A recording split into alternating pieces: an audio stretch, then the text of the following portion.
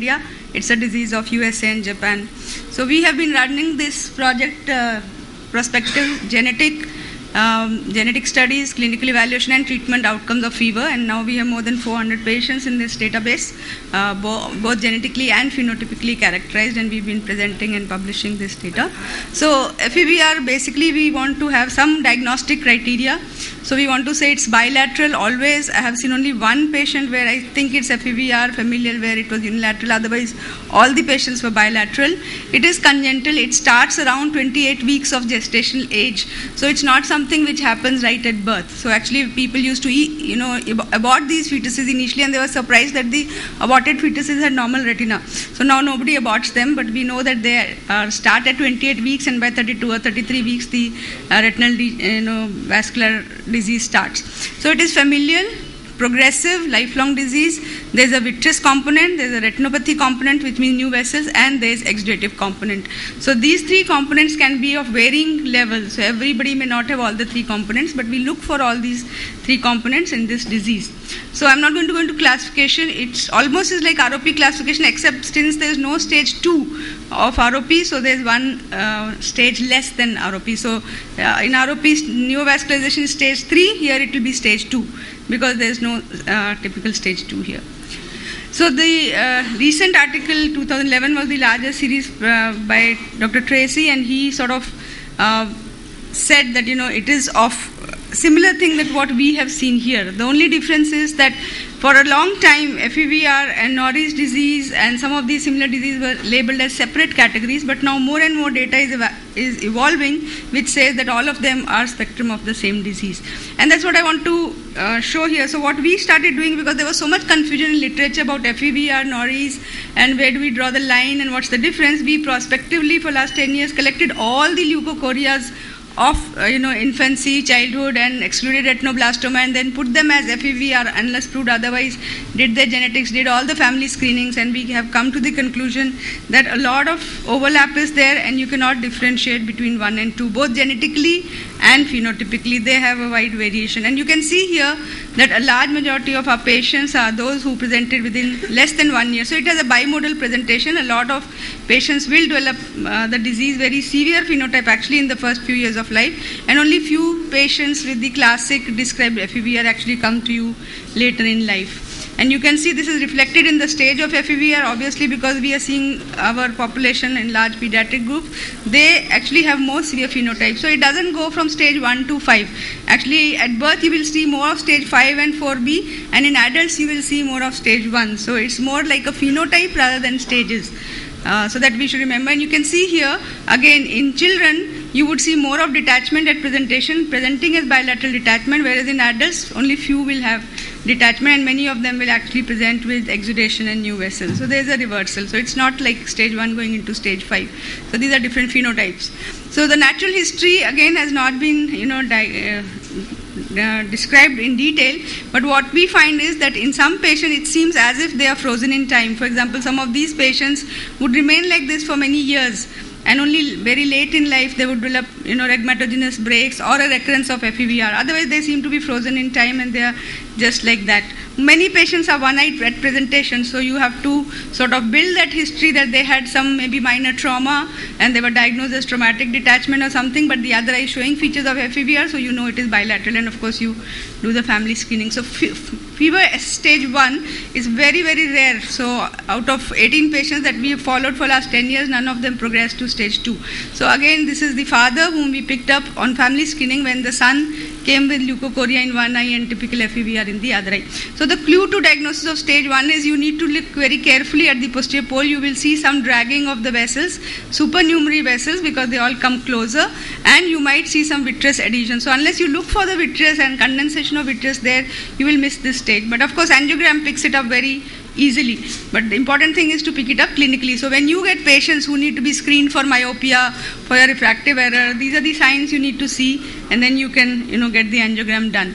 In stage 2 to 5, basically there are two types, tractional or exudative. The prominent component can be one or the other, and each has a different natural course. So as I said, the tractional people, they usually remain stable, but they can develop Raynaud's. So what you need to see is what is the condition of the vitreous. If the vitrolenticular adhesion is there, it's pulling up the retina at some place, then you might consider vitrectomy to prevent rhegmatogenous detachment. Otherwise, they can just be followed up by periodic examination and more recently by wide field angiography.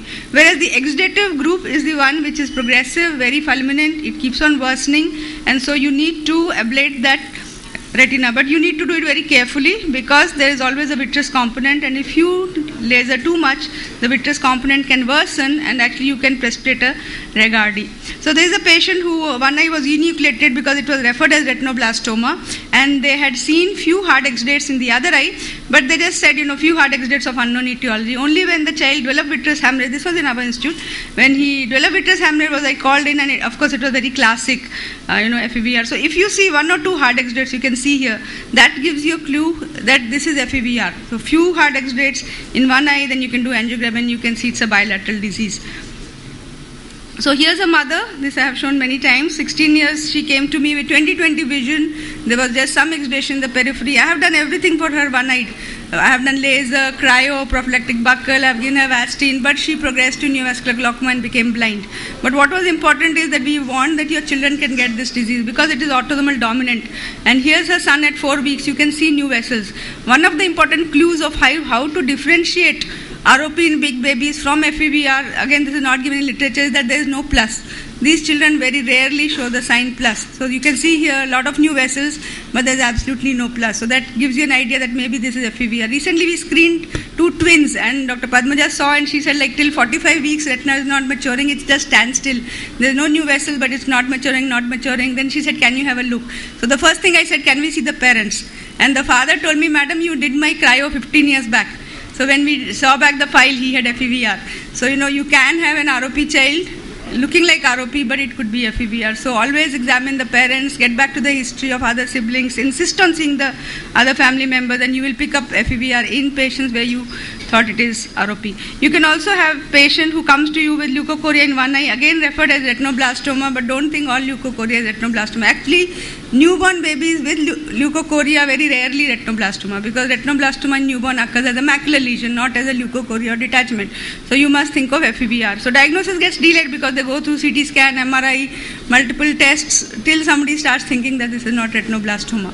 And the radiologist also reports as retinoblastoma. You can also have other anomalies. For example, very severe, this child has hypoplasia of the optic nerve.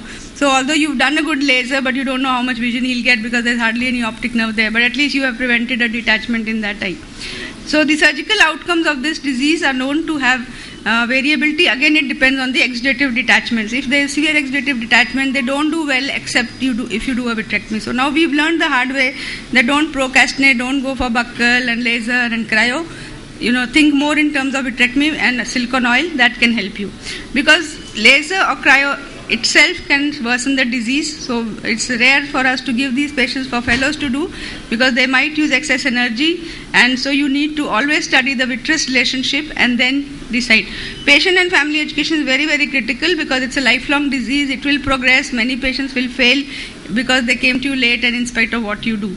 But as I said, that more we have learned. So this is a child, many years back I treated her, it seemed very innocuous, just little dragging of the macula, few new vessels, okay, I'll start treating, but within few weeks she developed this thick epiretinal membrane and we had to go ahead and operate her, whereas her other eye, she already had a big epiretinal membrane, and in this eye I did laser and a prophylactic buccal because I was worried that the laser is going to worsen the traction, but she was very fortunate. The ERM detached on its own and she actually recovered vision from 2050 to 2030. This was spontaneous regression of the ERM. Where the other eye, as I said, she developed a big membrane and then we had to go in and operate. And when we are operating, we should not try to create a PVD beyond the avascular retina. So we have to trim the vitreous right there and cut it there and then put a prophylactic buccal in the periphery and put silicone oil.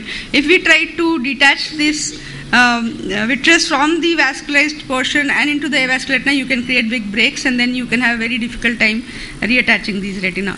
So the chances of improvement are about 70% patients will improve, and there's about 85% success rate if you follow this technique. If you are aware that this is FEVR case and I don't have to do a PVD in the periphery. So this child went around the country, seeking a diagnosis, and nobody operated because they thought the visual outcome is going to be poor. But he will get progressive loss of vision because of the exudation, and slowly that eye will go into neovascular glaucoma. This was his other eye. So you do lens sparing vitrectomy and just trim that membrane there, and you can see after surgery all the exudation has stopped and the disease has stopped in its place. So you have to treat the avascular retina, and many times you need to do a vitrectomy to treat that area completely well, because otherwise it's covered with vitreous and you will do only partial treatment. You can also get newborn babies who can present with leukochorias or with neovascular glaucoma, and they have very fulminant disease course, but you can still salvage some of these eyes by intravitreal Avastin and within 24 hours do a vitrectomy. You can see this has such a dysplastic retina, only this much retina is there, but at least you can treat that and prevent a neovascular glaucoma. So whatever condition, this is a 1-day-old baby born with a neovascular glaucoma, and the other eye had vitreous hemorrhage, and he was again referred as retinoblastoma with secondary glaucoma. As I said, newborns don't get this type of retinoblastoma, so we could salvage the other eye by immediate vitrectomy. Within 2 days of birth we did, and she had peripheral avascular retina, and we treated, and that eye is perfectly fine. And this right eye we are just following.